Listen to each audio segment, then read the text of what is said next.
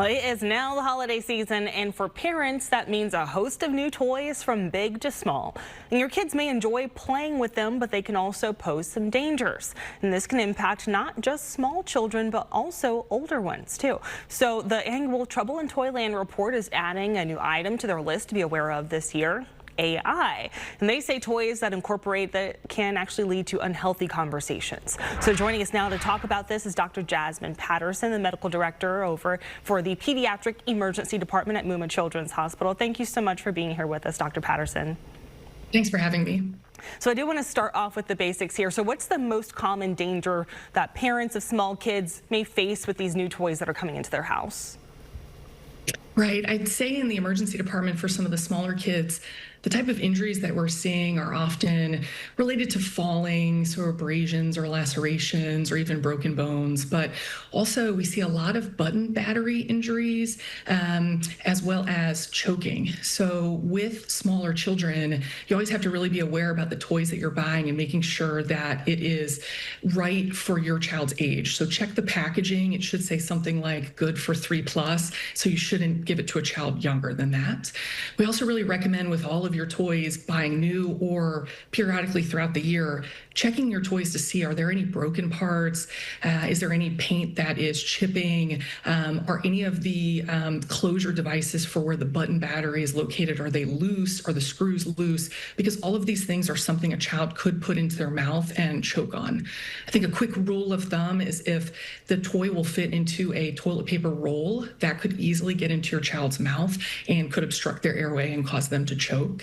And I think particularly with button batteries, we really want you to keep those away from small children, because if they put them in their nose or their ears, or if they swallow them, a button battery can cause a burn within 2 hours. So it's a very serious type condition that you would want to get to the hospital as soon as possible if you thought your child might have ingested a button battery.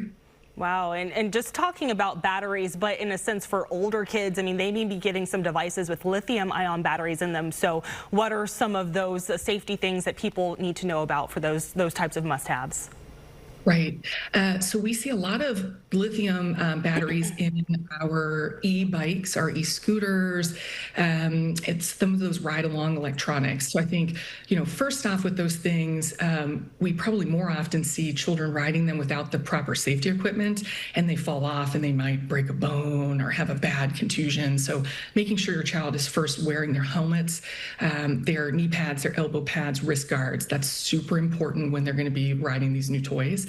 But then these lithium batteries, if you are charging them at home and you're not paying attention, there have been reports they have started on fire and caused pretty significant burns to folks, or house fires and injury to property. So always charge that when someone is aware and watching and could put out a fire if it started.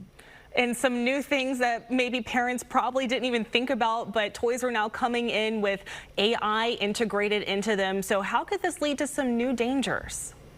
Right. So we have found reports of, AI, it mimics human interaction. There are not a lot of parental controls yet on some of these AI toys, and we have seen that they have talked to children about very inappropriate things. They have talked to children about potentially hurting themselves. Also, children are spending tons of time on them, and they are like losing that human interaction and that hands-on play that children really need to grow, build their minds, and just thrive over time. And so we do not recommend any AI toys for children at this time. Gotcha. Lots of great tips there for parents and also just families to keep in mind as they're looking at new gifts for the holiday season. Thank you so much, Jasmine Patterson, Dr. Jasmine Patterson, for your time. Thank you.